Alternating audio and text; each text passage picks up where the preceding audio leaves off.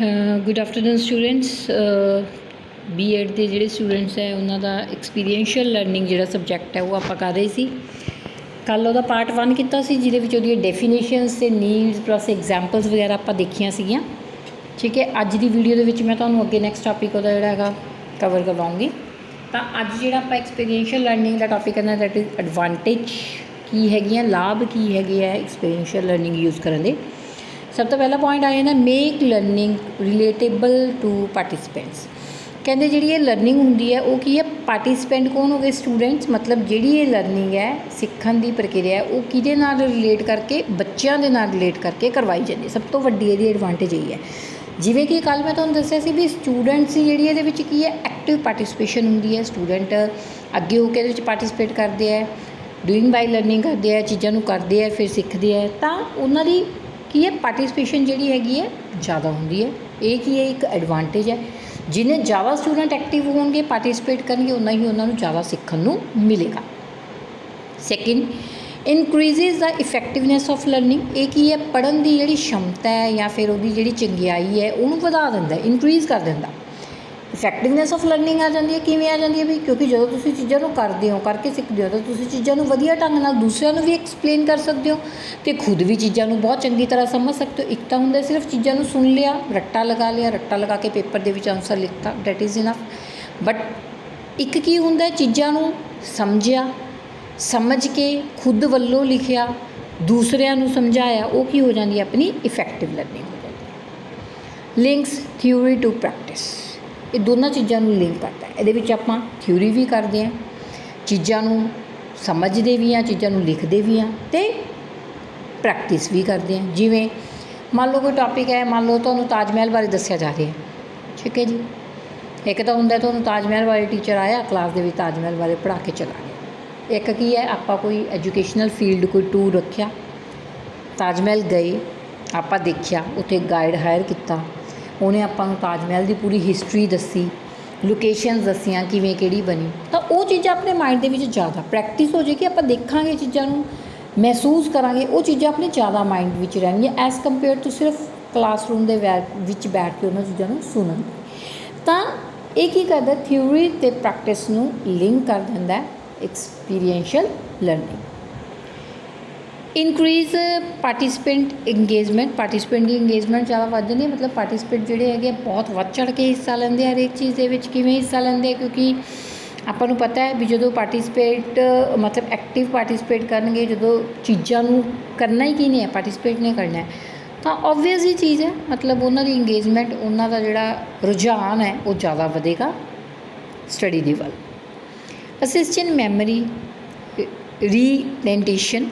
ਇਹ ਕੀ ਕਰਦਾ, ਮੈਮਰੀ ਨੂੰ ਵਧਾਉਂਦਾ ਹੈ। ਰਿਕਾਲ ਸ਼ਕਤੀ ਹੁੰਦੀ ਹੈ ਨਾ, ਚੀਜ਼ਾਂ ਨੂੰ ਯਾਦ ਕਰਕੇ ਵਾਪਸ ਲਿਆਉਣਾ, ਉਸ ਚੀਜ਼ ਨੂੰ ਇਹ ਕੀ ਕਰਦਾ, ਇਨਕਰੀਜ਼ ਕਰਦਾ। ਆਪਣੀ ਮੈਮਰੀ ਨੂੰ ਉਸ ਹਿਸਾਬ ਨਾਲ ਬਣਾ ਦਿੰਦਾ ਵੀ ਮੈਮਰੀ ਦੇ ਵਿੱਚ ਚੀਜ਼ਾਂ ਜਾ ਕੇ ਸਟੋਰ ਹੁੰਦੀਆਂ। ਜਦੋਂ ਆਪਾਂ ਨੂੰ ਉਹਨਾਂ ਚੀਜ਼ਾਂ ਦੀ ਜ਼ਰੂਰਤ ਪੈਂਦੀ, ਆਪਾਂ ਉਹਨਾਂ ਨੂੰ ਰਿਕਾਲ ਕਰਦੇ ਹਾਂ, ਰਿਟੇਨ ਕਰਦੇ ਹਾਂ ਵੈਨ ਐਵਰ ਵੀ ਵਾਂਟ। ਜਿੱਥੇ ਵੀ ਆਪਾਂ ਨੂੰ ਲੱਗਦਾ ਵੀ ਇੱਥੇ ਇਹ ਇਨਵਾਇਰਮੈਂਟ ਸੂਟੇਬਲ ਹੈ ਫॉर ਰਿਟੇਨਿੰਗ ਆਰ ਮੈਮਰੀ, ਮਤਲਬ ਮੈਮਰੀ 'ਚੋਂ ਚੀਜ਼ਾਂ ਬਾਹਰ ਲੈ ਕੇ ਆਉਂਦੀ, we are retaining all the things at that particular time. ਤਾਂ ਇਹ ਆਪਣੀ ਮੈਮਰੀ ਨੂੰ ਕੀ ਕਰਦਾ ਰਹਿੰਦਾ, ਅਸਿਸਟ ਕਰਦਾ ਰਹਿੰਦਾ, ਆਪਣੀ ਯਾਦ ਸ਼ਕਤੀ ਨੂੰ ਵਧਾਉਂਦਾ ਹੈ। Leads to development of skills for life long learning. ਉਸ ਤੋਂ ਇਲਾਵਾ ਆਪਣੇ ਜਿਹੜੇ ਸਕਿੱਲਸ ਹੈ, ਡਿਵੈਲਪਮੈਂਟ ਸਕਿੱਲਸ ਹੈ, ਡਿਵੈਲਪਿੰਗ ਕਰਨਾ ਚੀਜ਼ਾਂ ਨੂੰ, ਵਧਾ ਚੜਾ ਕੇ ਸਿੱਖਣਾ ਚੀਜ਼ਾਂ ਨੂੰ, ਉਹਨਾਂ ਸਕਿੱਲਸ ਨੂੰ ਵਧਾਉਣ ਦੇ ਵਿੱਚ ਬਹੁਤ ਜ਼ਿਆਦਾ ਮਦਦ ਕਰਦਾ। ਚੀਜ਼ਾਂ ਨੂੰ ਜਦੋਂ ਆਪਾਂ ਵਾਰ-ਵਾਰ ਕਰਦੇ ਹਾਂ, ਵਾਰ-ਵਾਰ ਸਿੱਖਦੇ ਹਾਂ, ਉਸ ਤੋਂ ਬਾਅਦ ਆਪਾਂ ਆਪਣੇ ਕੌਸ਼ਲਾਂ ਦੇ ਵਿੱਚ ਕੀ ਹੋ ਜਾਂਦੇ ਹਾਂ, ਸਫਲ ਹੋ ਜਾਂਦੇ ਹਾਂ, ਇੱਕ ਪਰਫੈਕਸ਼ਨ ਆ ਜਾਂਦੀ ਹੈ ਉਹਨਾਂ ਦੇ ਵਿੱਚ। ਤਾਂ ਉਹ ਲੰਬੇ ਸਮੇਂ ਤੱਕ, ਪੂਰੀ ਜ਼ਿੰਦਗੀ ਤੱਕ ਆਪਣੇ ਨਾਲ ਉਹ ਸਕਿੱਲਸ ਜਿਹੜੇ ਆ ਉਹ ਚੱਲਦੇ ਰਹਿੰਦੇ। ਤਾਂ ਇਹ ਤਾਂ ਸੀਗੀ ਐਡਵਾਂਟੇਜ। ਨੈਕਸਟ ਆਪਣਾ ਟੌਪਿਕ ਆ ਜਾਊਗਾ ਨੇਚਰ ਆਫ ਐਕਸਪੀਰੀਐਂਸ਼ੀਅਲ ਲਰਨਿੰਗ। ਅਨੁਭਵੀ ਸਿੱਖਣ ਦੀ ਪ੍ਰਕਿਰਤੀ ਕੀ ਹੈ। ਸਭ ਤੋਂ ਪਹਿਲਾਂ ਹੈਗਾ ਕਾਰਜ ਉੱਪਰ ਚਿੰਤਨ। ਤਾਂ ਜਿਹੜਾ ਆਪਣਾ ਐਕਸਪੀਰੀਐਂਸ਼ੀਅਲ ਲਰਨਿੰਗ ਹੈ ਉਹਦੇ ਵਿੱਚ ਕੀ ਹੈ, ਕਾਰਜ ਉੱਪਰ ਚਿੰਤਨ, ਮਤਲਬ ਚੀਜ਼ਾਂ ਨੂੰ ਕਰਨ ਦੇ ਉੱਤੇ ਸੋਚ ਵਿਚਾਰ ਰੱਖਣਾ। ਕਿਹੜੀ ਚੀਜ਼ ਮੈਂ ਕਿਵੇਂ ਕਰ ਸਕਦੀ ਹਾਂ, ਕਿੰਨੇ ਟਾਈਮ ਦੇ ਵਿੱਚ ਹੋਏਗੀ, ਉਹ ਚੀਜ਼ ਨੂੰ ਕਰਨ ਲਈ ਮੇਰੀ ਕਿੰਨੀ ਕੁ ਐਨਰਜੀ ਲੱਗੂਗੀ, ਕਿੰਨਾ ਕੁ ਮੇਰਾ ਟਾਈਮ ਲੱਗੂਗਾ, ਕੀ ਮੈਂ ਉਸ ਚੀਜ਼ ਵਿੱਚ ਪਰਫੈਕਟ ਹੋ ਸਕਦੀ ਹਾਂ। ਮਤਲਬ ਕਾਰਜ ਉੱਪਰ ਚਿੰਤਨ, ਜੋ ਆਪਾਂ ਕਾਰਜ ਕਰਨਾ ਹੈ ਉਹਦੇ ਉੱਪਰ ਆਪਾਂ ਪੂਰਾ ਇੱਕ ਚਿੰਤਨ, ਪੂਰਾ ਮਾਈਂਡ ਨੂੰ ਉਹਦੇ ਉੱਪਰ ਲਿਆ ਕੇ ਉਹਨਾਂ ਚੀਜ਼ਾਂ ਨੂੰ ਸੋਚਣਾ। ਦੂਸਰਾ ਹੋ ਗਿਆ ਰੱਟੇ ਤੋਂ ਵੱਖਰਾ। ਤਾਂ ਇਹਦੇ ਵਿੱਚ ਕ੍ਰੈਮਿੰਗ ਨਹੀਂ ਹੁੰਦੀ, ਆਪਾਂ ਪਹਿਲਾਂ ਵੀ ਕੀਤੀ ਸੀ ਇਹ ਚੀਜ਼। ਇੱਕ ਹੁੰਦਾ ਚੀਜ਼ਾਂ ਨੂੰ ਕ੍ਰੈਮ ਕਰਨਾ, ਰੱਟਾ ਲਗਾ ਲੈਣਾ, ਯਾਦ ਕਰਨਾ, ਲਿਖ ਦੇਣਾ। ਬਟ ਇਹਦੇ ਵਿੱਚ ਕੀ ਹੈ, ਆਪਾਂ ਕ੍ਰੈਮਿੰਗ ਨਹੀਂ ਕਰਦੇ, ਰੱਟਾ ਨਹੀਂ ਲਗਾਉਂਦੇ ਚੀਜ਼ ਨੂੰ। ਆਪਾਂ ਚੀਜ਼ ਨੂੰ ਕਰਦੇ ਹਾਂ, ਹੱਥਾਂ ਨਾਲ ਕਰਦੇ ਹਾਂ, ਚੀਜ਼ ਨੂੰ ਸਮਝਦੇ ਹਾਂ, ਉਸ ਤੋਂ ਬਾਅਦ ਚੀਜ਼ ਨੂੰ ਪਰਫੋਰਮ ਕਰਦੇ ਹਾਂ। ਇਸ ਲਈ ਕੀ ਹੁੰਦਾ, ਕ੍ਰੈਮਿੰਗ ਤੋਂ ਵੱਖਰਾ ਹੁੰਦਾ। ਕਾਰਜ ਕਰਨ ਦਾ ਇੱਕ ਸਾਧਨ। ਐਕਸਪੀਰੀਐਂਸ਼ੀਅਲ ਲਰਨਿੰਗ ਦੇ ਵਿੱਚ ਤੁਸੀਂ ਕਿਸੇ ਵੀ ਕਾਰਜ ਨੂੰ ਕਰਦੇ ਹੋ, ਕਾਰਜ ਕਰਨ ਦਾ ਇੱਕ ਸਾਧਨ ਬਣ ਜਾਂਦਾ। ਉਸ ਕਾਰਜ ਨੂੰ ਕਰਕੇ ਸਿੱਖਦੇ ਹੋ ਤੁਸੀਂ, ਫਿਰ ਲਾਈਫ ਦੇ ਵਿੱਚ ਉਹਨੂੰ ਯੂਜ਼ ਕਰਦੇ ਹੋ, ਪਰਫੋਰਮ ਕਰਦੇ ਹੋ। ਇੱਕ ਤੁਹਾਡਾ ਵੋਕੇਸ਼ਨਲ ਏਰੀਆ ਬਣ ਜਾਂਦਾ ਹੈ ਤੁਹਾਡਾ, ਇੱਕ ਤੁਸੀਂ ਉਹਨੂੰ ਐਜ਼ ਏ ਪ੍ਰੋਫੈਸ਼ਨ ਚੂਜ਼ ਕਰ ਸਕਦੇ ਹੋ। ਤਾਂ ਕਾਰਜ ਕਰਨ ਦਾ ਇੱਕ ਸਾਧਨ ਹੈ। ਕੌਸ਼ਲਾਂ ਦਾ ਵਿਕਾਸ ਹੁੰਦਾ, ਵੀ ਆਪਣੇ ਸਕਿੱਲਸ ਡਿਵੈਲਪ ਹੁੰਦੇ ਆ with the help of experiential learning. ਅਲੱਗ ਅਲੱਗ ਕਿਸਮ ਦੇ ਸਕਿੱਲਸ, ਕਿਉਂਕਿ ਕਰਕੇ ਸਿੱਖਣਾ ਕੁਛ ਵੀ ਹੈ। ਜੇ ਆਪਾਂ ਕੁਛ ਮੰਨ ਲਓ ਤੁਸੀਂ ਕੁਛ ਕੋਸਮੋਲੋਜੀ ਦਾ ਲੈ ਲਿਓ, ਬਿਊਟੀਫਿਕੇਸ਼ਨ ਦਾ ਲੈ ਲਓ। ਇੱਕ ਤਾਂ ਹੁੰਦਾ ਤੁਸੀਂ ਬਿਊਟੀਫਿਕੇਸ਼ਨ ਜਾਂ ਕੋਸਮੋਲੋਜੀ ਦੀਆਂ ਚੀਜ਼ਾਂ ਨੂੰ ਬੁੱਕ ਦੇ ਵਿੱਚ ਪੜ੍ਹ ਰਹੇ ਹੋ, ਤੁਹਾਨੂੰ ਦੱਸਿਆ ਜਾਂਦਾ ਫੇਸ਼ੀਅਲ ਵੀ ਐਵੇਂ ਕਰ ਸਕਦੇ ਹੈ, ਦੀਜ਼ ਆਰ ਦਾ ਫੇਸ਼ੀਅਲ ਕਰਨ ਦੇ ਸਟੈਪਸ ਹੈ, ਠੀਕ ਹੈ। ਲੇਕਿਨ ਇੱਕ ਹੁੰਦਾ ਤੁਹਾਨੂੰ ਪ੍ਰੈਕਟੀਕਲੀ ਕੋਈ ਬੰਦਾ ਬੈਠਾ ਹੈ, ਕੋਈ ਲੇਡੀ ਹੈ, ਉਹਦੇ ਉੱਪਰ ਤੁਸੀਂ ਉਸ ਚੀਜ਼ ਨੂੰ ਪਰਫੋਰਮ ਕਰਕੇ ਦੇਖ ਰਹੇ ਹੋ, ਐਕਚੁਅਲ ਦੇ ਵਿੱਚ ਸਟੈਪ ਕਿਵੇਂ ਹੋਣਗੇ। ਤਾਂ ਉਹਦੇ ਨਾਲ ਕੀ ਹੈ, ਆਪਣੇ ਸਕਿੱਲਸ ਜਿਹੜੇ ਜ਼ਿਆਦਾ ਡਿਵੈਲਪ ਹੋਣਗੇ। ਤਾਂ ਇਹ ਐਕਸਪੀਰੀਐਂਸ਼ੀਅਲ ਲਰਨਿੰਗ ਦੇ ਵਿੱਚ ਆਪਣੇ ਕੌਸ਼ਲਾਂ ਦਾ ਕੀ ਹੁੰਦਾ, ਵਿਕਾਸ ਹੁੰਦਾ। ਸਿਖਿਆਰਥੀ ਕੇਂਦਰ ਹੈ, ਸਟੂਡੈਂਟ ਸੈਂਟਰਲਾਈਜ਼ ਹੈ, ਉਹ ਆਪਾਂ ਕਹਿ ਚੁੱਕੇ ਹਾਂ। ਇਹਦੇ ਵਿੱਚ ਐਕਟਿਵ ਪਾਰਟੀਸਪੇਸ਼ਨ ਹੁੰਦੀ ਹੈ ਸਟੂਡੈਂਟਸ ਦੀ। ਸਟੂਡੈਂਟਸ ਦੀ ਪ੍ਰਕਿਰਤੀ ਨੂੰ ਧਿਆਨ ਵਿੱਚ ਰੱਖਦੇ ਹੋਏ, ਸਟੂਡੈਂਟਸ ਦੀ ਕਰਨ ਦੀ ਸਮਰੱਥਾ ਨੂੰ ਧਿਆਨ ਵਿੱਚ ਰੱਖਦੇ ਹੋਏ ਵੀ ਸਟੂਡੈਂਟ ਕਿੰਨਾ ਕੁ ਕਰ ਸਕਦਾ ਹੈ, ਅਤੇ ਸਟੂਡੈਂਟ ਦੇ ਮਾਇੰਡ ਨੂੰ ਧਿਆਨ ਵਿੱਚ ਰੱਖਦੇ ਹੋਏ ਚੀਜ਼ਾਂ ਨੂੰ ਜਿਹੜਾ ਸਿਖਾਇਆ ਜਾਂਦਾ। ਇਸ ਲਈ ਕੀ ਹੈ, ਸਟੂਡੈਂਟ ਸੈਂਟਰਡ ਐਜੂਕੇਸ਼ਨ ਦੇ ਵਿੱਚ ਹੁੰਦੀ ਹੈ। ਸਿੱਖਣ ਦੀ ਇੱਕ ਦ੍ਰਿਸ਼ਟੀ, ਇਹਦੇ ਵਿੱਚ ਕੀ ਹੈ, ਤਰਕ ਸੰਗਤ ਹੋ ਗਈ, ਸੋਚ ਹੋ ਗਈ, ਸਮੱਸਿਆ ਸਮਾਧਾਨ। ਇਹਦੇ ਵਿੱਚ ਕੀ ਹੈ, ਬੱਚਿਆਂ ਨੂੰ ਜਦੋਂ ਬੱਚਾ ਕਰਕੇ ਸਿੱਖਦਾ ਨਾ ਚੀਜ਼ਾਂ ਨੂੰ, ਤਾਂ ਉਹਦੇ ਵਿੱਚ ਜਦੋਂ ਆਪਾਂ ਚੀਜ਼ਾਂ ਨੂੰ ਕਰਦੇ ਹਾਂ ਤਾਂ ਆਪਾਂ ਨੂੰ ਬਹੁਤ ਸਾਰੀਆਂ ਪ੍ਰੋਬਲਮਸ ਵੀ ਫੇਸ ਕਰਨੀਆਂ ਪੈਂਦੀਆਂ। ਫਿਰ ਆਪਾਂ ਦੇਖਦੇ ਹਾਂ ਵੀ ਆਪਾਂ ਉਹਨਾਂ ਪ੍ਰੋਬਲਮਸ ਦੇ ਵਿੱਚੋਂ ਕਿਵੇਂ ਬਾਹਰ ਨਿਕਲ ਸਕਦੇ ਹਾਂ, ਪ੍ਰੋਬਲਮ ਦੇ ਸੋਲਿਊਸ਼ਨਸ ਜਿਹੜੇ ਆਪਣੇ ਕੋਲ ਆਉਂਦੇ ਆ।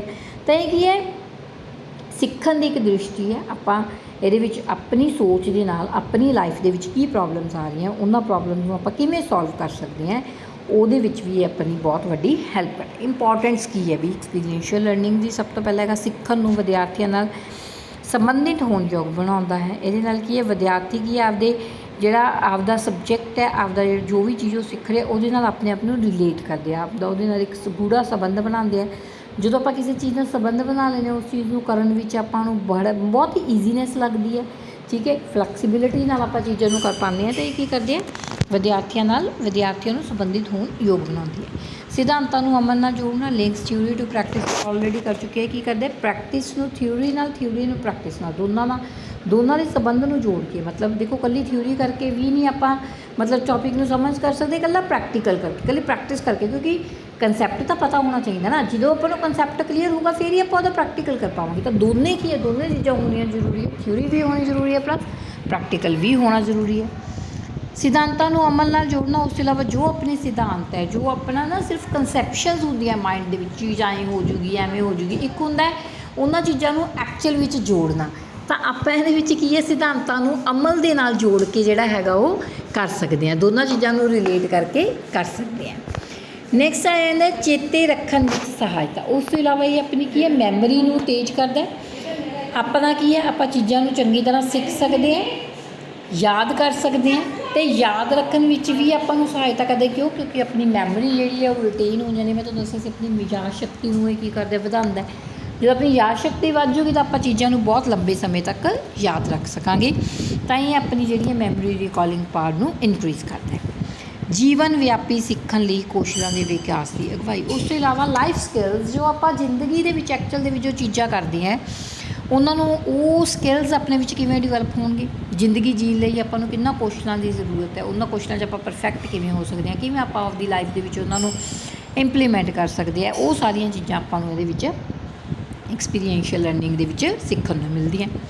ਸਿੱਖਣ ਦੇ ਪ੍ਰਭਾਵਸ਼ੀਲਤਾ ਵਿੱਚ ਵਾਧਾ। ਉਸ ਤੋਂ ਇਲਾਵਾ ਆਪਣੀ ਜਿਹੜੀ ਸਿੱਖਣ ਦੀ ਪ੍ਰਕਿਰਿਆ ਉਹਦੇ ਵਿੱਚ ਵੀ ਵਾਧਾ ਹੁੰਦਾ, ਕਿਉਂਕਿ ਦੇਖੋ ਆਪਣਾ ਸਟੈਮਿਨਾ ਬਣ ਜਾਂਦਾ ਹੈ। ਤੁਹਾਨੂੰ ਮੈਂ ਦੱਸਿਆ ਸੀ ਇਹਦੇ ਵਿੱਚ ਆਪਣੀ ਫਿਜ਼ੀਕਲ, ਮੈਂਟਲੀ, ਇੰਟਲੈਕਚੁਅਲ ਸਾਰੀਆਂ ਪਾਰਟਸ ਜਿਹੜੀਆਂ ਹੈਗੀਆਂ ਲੱਗਦੀਆਂ ਹੈਗੀਆਂ, ਆਪਾਂ ਸਾਰੀਆਂ ਸ਼ਕਤੀਆਂ ਦਾ ਪ੍ਰਯੋਗ ਕਰਦੇ ਹਾਂ।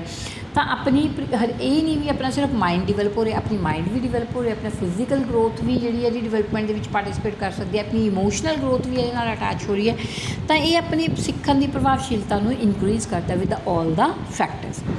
ਬੱਚਿਆਂ ਲਈ ਸੁਖਾਵੇਂ ਵਾਤਾਵਰਨ ਦੀ ਪੇਸ਼ਕਾਰੀ। ਉਸ ਤੋਂ ਇਲਾਵਾ ਬੱਚਿਆਂ ਲਈ ਵਿਦਿਆਰਥੀਆਂ ਦੇ ਵਾਤਾਵਰਨ ਦਾ ਪ੍ਰਭਾਵ, ਕਿਉਂਕਿ ਇਹਦੇ ਵਿੱਚ ਕੀ ਹੈ, ਵਿਦਿਆਰਥੀਆਂ ਨੂੰ ਪ੍ਰੈਕਟੀਕਲੀ ਆਪਾਂ ਚੀਜ਼ਾਂ ਸਿਖਾਉਂਦੇ ਹਾਂ, ਲੈਬ ਦੇ ਵਿੱਚ ਲੈ ਕੇ ਜਾਂਦੇ ਹਾਂ, ਅਲੱਗ-ਅਲੱਗ ਚੀਜ਼ਾਂ ਦਾ ਪ੍ਰਯੋਗ ਕਰਦੇ ਹਾਂ, ਅਲੱਗ-ਅਲੱਗ ਐਡਸ ਯੂਜ਼ ਕਰਦੇ ਹਾਂ ਬੱਚਿਆਂ ਨੂੰ ਸਿਖਾਉਣ ਦੇ ਲਈ, ਅਲੱਗ-ਅਲੱਗ ਐਕਸਪੈਰੀਮੈਂਟ ਯੂਜ਼ ਕਰਦੇ ਹਾਂ। ਤਾਂ ਇੱਕ ਬਹੁਤ ਵਧੀਆ, ਇੱਕ ਬਹੁਤ ਜਿਹੜਾ ਕਹਿੰਦੇ ਨਾ ਜੁੜਵਾਂ ਵਾਤਾਵਰਨ, ਜਿਹਦੇ ਵਿੱਚ ਬੱਚੇ ਇਕੱਠੇ ਹੋ ਕੇ ਕੰਮ ਕਰਦੇ ਆ, ਇੱਕ ਉਹਨਾਂ ਦੇ ਵਿੱਚ ਕੋਆਰਡੀਨੇਸ਼ਨ ਦੀ ਜਿਹੜੀ ਭਾਵਨਾ ਆਉਂਦੀ ਹੈ, ਉਸ ਕਿਸਮ ਦਾ ਵਾਤਾਵਰਨ ਹੈ ਜਿਹੜਾ ਇਨਵਾਇਰਮੈਂਟ ਹੈ ਬੱਚਿਆਂ ਨੂੰ ਰਿਪਰੈਜ਼ੈਂਟ ਕੀਤਾ ਜਾਂਦਾ। ਠੀਕ ਹੈ ਸਟੂਡੈਂਟ, ਤਾਂ ਇਹਦੇ ਨਾਲ ਤੁਹਾਡਾ ਐਕਸਪੀਰੀਐਂਸ਼ੀਅਲ ਲਰਨਿੰਗ ਦਾ ਮਤਲਬ ਡੈਫੀਨੇਸ਼ਨ, ਉਹਦੇ ਲਾਭ ਕੀ ਹੈ, ਤੁਸੀਂ ਉਹਨੂੰ ਕਿਸ ਤਰ੍ਹਾਂ ਕਰ ਸਕਦੇ ਹੋ, ਉਹਦੀਆਂ ਐਡਵਾਂਟੇਜ ਹੋ ਗਈਆਂ, ਅਤੇ ਸਿਧਾਂਤ ਕਿਵੇਂ ਪੇਸ਼ ਕਰ ਸਕਦੇ ਹੋ, ਸਾਰੇ ਟੌਪਿਕ ਆਪਣੇ ਉਹਦੇ ਵਿੱਚ ਕਵਰ ਹੁੰਦੇ ਆ। ਨੈਕਸਟ ਵੀਡੀਓ ਦੇ ਵਿੱਚ ਆਪਾਂ ਅਗਲਾ ਟੌਪਿਕ ਜਿਹੜਾ ਹੈਗਾ ਉਹ ਕਵਰ ਕਰਾਂਗੇ। Thank you students.